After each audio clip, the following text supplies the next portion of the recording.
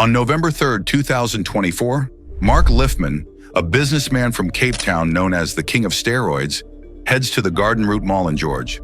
What should have been a peaceful Sunday turned into the beginning of his final move. Liffman, accused of being the mastermind behind a murder and attempting to control the entire steroid market in South Africa, is found dead by the police around 11 in the morning with more than 5 gunshot wounds to his chest.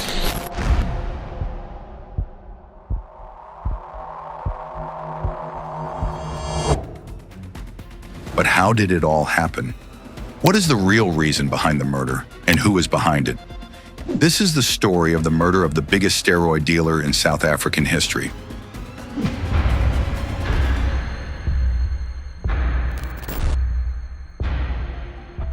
Liffman's story begins in the affluent neighborhoods of Cape Town. Most people in these luxury neighborhoods don't struggle to live a lavish life compared to other parts of South Africa where people see gangs as a way out of poverty. Liffman began working in local businesses as an employee, holding a typical 9-to-5 job. Everything seemed to point to him being an ordinary person like any other, with a job, a house, and a family. However, Liffman did not want that life. Since childhood, he had a strong desire to make a lot of money and realized that working a regular job would not help him achieve his goal. In 1990, he had his first encounter with the criminal world when he began working as a middleman between steroid sellers and buyers.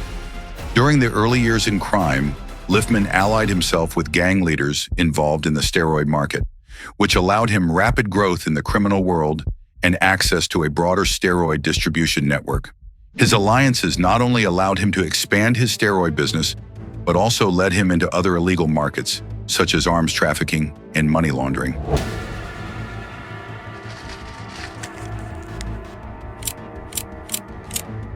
Obviously, all of this brought him problems, as Liffman was invading the market of other gangs like the Sexy Boys gang, with whom he had too many issues. This gang and Liffman were the main steroid distributors in South Africa, which led to violent confrontations with several shootings. The Bulgarian mafia, known for its brutality and ability to handle large drug trafficking operations, also became involved. Despite all the problems, Liffman kept growing in the criminal world. During the first few years, he managed to make several $100,000. The steroid trade became a highly profitable business, and Liffman capitalized on his ability to operate in both legal and illegal markets. As his empire grew, so did his influence in the criminal world. He forged relationships with other figures in organized crime, both within South Africa and abroad, which allowed him to establish a steroid and other illegal product distribution network in various regions of the country. Over the next few years, Liffman became the largest distributor in all of South Africa, building an almost indestructible empire, with his account balance rising rapidly. However, on November 3, 2024, at 11 a.m. on a Sunday, the South African Police Service received a phone call about a shooting at the Garden Route Mall. Before we continue, don't forget to subscribe and leave a like for more documentaries like this. The person who called informed the police that a white man, appearing to be around 50 years old, had been shot by 2 individuals while walking towards his truck in the parking lot of the mall. Additionally, the caller mentioned that the 2 hitmen were driving a white VW Polo and fled the scene immediately after spraying the man with a barrage of bullets. When the South African Police Service arrived at the scene, they found a body covered with an emergency blanket lying face down in a pool of blood next to a blue truck in the mall parking lot. Upon removing the blanket, they identified Mark Liffman. CCTV footage of the incident shows Liffman minutes before being killed, leaving the Garden Route Mall. Reports indicate that he had received a phone call that day inviting him to the mall, and he went without his security team. A local mall employee commented that Liffman was very well known in the area, frequently visiting the nearby Fan Court Golf Estate with his security team, where he used to play golf.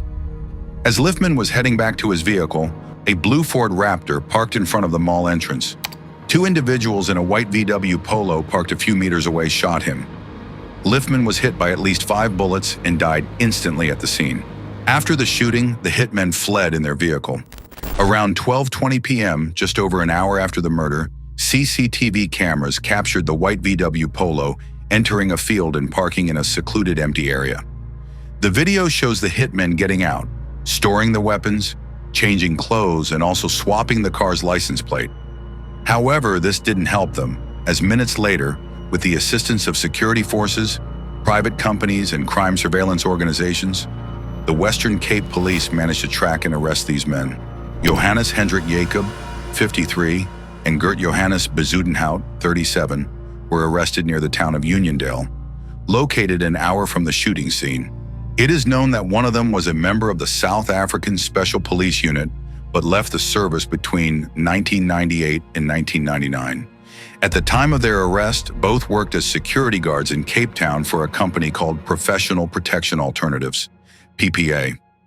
On the morning of November 4th, 2024, one day after Liftman's murder, a major criminal case was taking place in Cape Town. Jerome Boyson, alleged leader of the Sexy Boys gang, Andre Naudet, a self-proclaimed businessman, and Igor Russell, a former convict, appeared in the Western Cape High Court facing charges for the murder of Brian Weinstein. Liftman was supposed to appear alongside these three men, as he was the main accused in the case. According to the prosecution, Liftman was the mastermind behind the murder of Weinstein, a steroid dealer who was shot in front of his wife and child at his home in Constantia, Cape Town, on August 18, 2017. Liftman was facing 9 charges in the Western Cape High Court, including murder, conspiracy to commit murder, and violations of the Organized Crime Prevention Act. He was arrested on December 22, 2020, after turning himself in following the issuance of an arrest warrant.